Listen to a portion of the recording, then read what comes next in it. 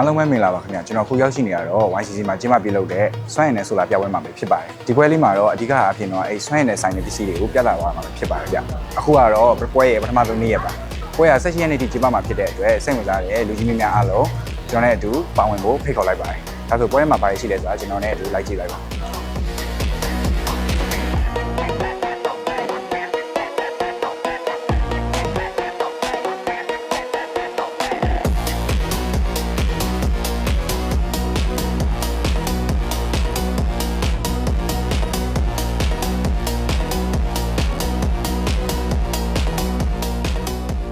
ဒီပွဲမှာတော့ကျွန်တော်တို့ MK Solar ကပါဝင်ထားပြီးတော့ခင်းကျင်းထားတဲ့ပစ္စည်းလေးတွေကိုကျွန်တော်တစ်ချက်လိုက်ပြပေးပါမယ်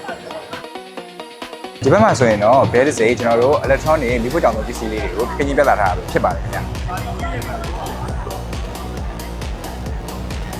မှာဆိုရင်တော့ကျွန်တော်တို့ DC power 2တွေရှိမှာဖြစ်ပါတယ်ဒီမှာဆိုရင်ကျွန်တော်တို့ Ghost Power battery Ghost Power inverter တွေလည်းရှိပါတယ်ဒီမှာဆိုရင်တော့ TW Solar ကိုတွေ့ရမှာဖြစ်ပါတယ်ဟုတ် Bigodi battery တွေရှိပါတယ်ခင်ဗျာ Bigodi ကို size ဆုံးရှိပါတယ်ဒီဘက်မှာဆိုရင်တော့ကျွန်တော်တို့ BLU battery မျိုးစုံကိုပြသထားတာဖြစ်ပါတယ်ခင်ဗျအိမ်သုံးလုပ်ငန်းသုံးလူကြိုက်အများများတယ်ကျွန်တော်တို့ Go ရဲ့ inverter battery တွေကိုလည်းဒီဘက်မှာခင်းကျင်းပြသထားတာဖြစ်ပါတယ်ပွဲက16ရက်နေ့ရှိမှာမို့လို့လာရောက်ချင်တဲ့မိဘပြည်သူများကိုဖိတ်ခေါ်လိုက်ပါတယ်ခင်ဗျ